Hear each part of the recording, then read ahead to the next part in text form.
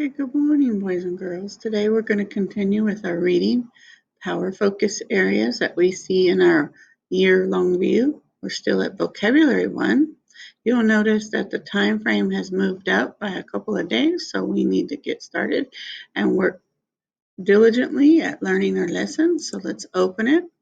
We will have already taken the diagnostic at this point, and we're still on objective 1. Our previous lesson, we focused on a video and doing an activity. Today, we're going to focus on the anchor chart. So let's open the anchor chart. And you'll see I'm going to open it with Cami.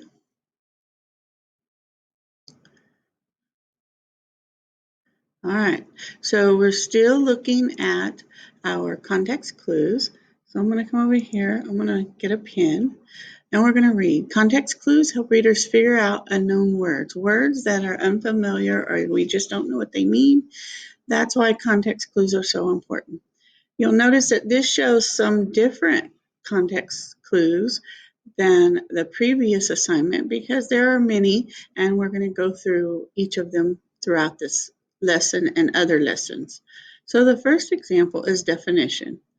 A definition is an explanation of a word that is given, and it's a signal to the reader. So I come over here, I look at my picture. It's pretty obvious with the fire hose and the fire hat that this is a firefighter.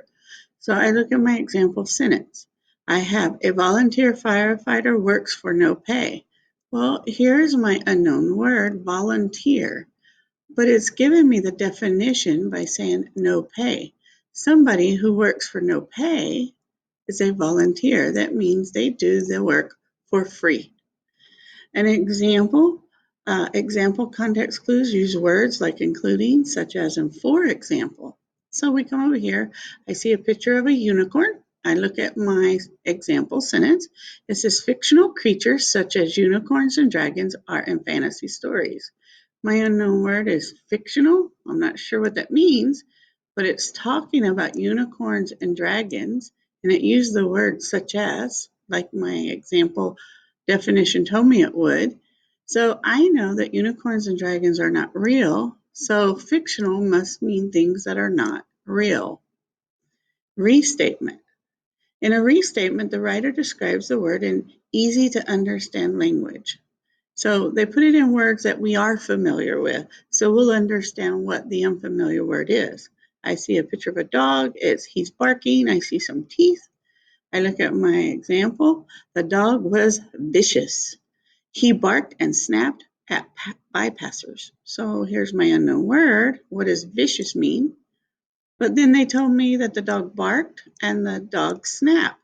So a dog that barks and snaps is a mean dog. Therefore, the definition of vicious is mean. And then lastly, a comparison.